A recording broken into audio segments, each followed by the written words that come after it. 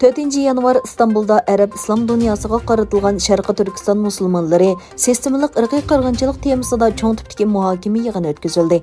Mazkur muhokama yig'ini Xalqaro munosabatlar akademiyasi, Xalqaro Sharqi Turkiston tashkilotlar birligi, Islom va xalqaro munosabatlar tadqiqot markazi qatorliq organ tashkilotlarning hamkorligida o'rinlashtirilgan bo'lib, Istanbulning Yeni Bo'ston rayoniga joylashgan Garayon mehmonxonasida o'tkazildi. 4 soatdan ortiq davomlashgan arab tilida o'tkazilgan muhokama yig'iniga har qaysi sohalardagi tadqiqotchilar, akademiklar, siyosatchilar va axborotchilar qatnashdi. Qozog'iston miqyosidagi namoyishlardan keyin Qozog'iston prezidenti Qosim To'qayev Tönögün atigan hukumatni tarqatib etish haqidagi prezident buyrug'iga imzo qo'ydi. Reuters agentligining bu vaqtdagi xabarida bildirilishicha, Qozog'istonda yiqilg'i bahosining o'sishi sababli kelib chiqqan keng ko'lamli namoyish Olmuta shahrigacha kengaygan bo'lib, prezident To'qayev bugun saharda 728 nomerli prezident buyrug'iga imzo qo'yib, navbatdagi hukumatni amaldan qoldirgan. Qarshiliklar natijasida Qozog'iston hukumati yiqilg'i bahosi cheklamasini qaytadan asliga keltirishga majbur bo'lgan.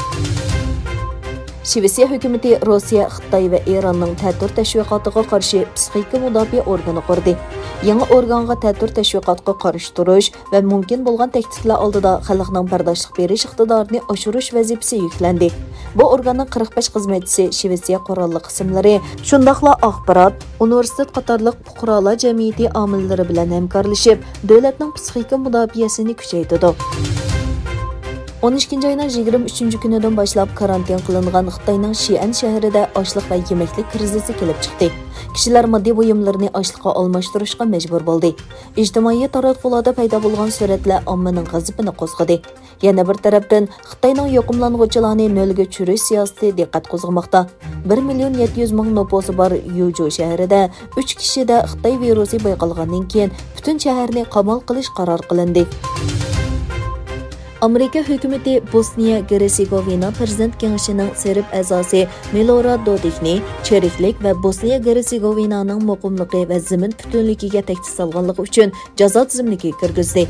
Moliya ministrligining bayonotida Dodik Bosniya-Gersegovinadagi davlat organlarini ojizlashtirib, davlat huquqini tortib olishga va parallel organlarni qurishga uringan dedi.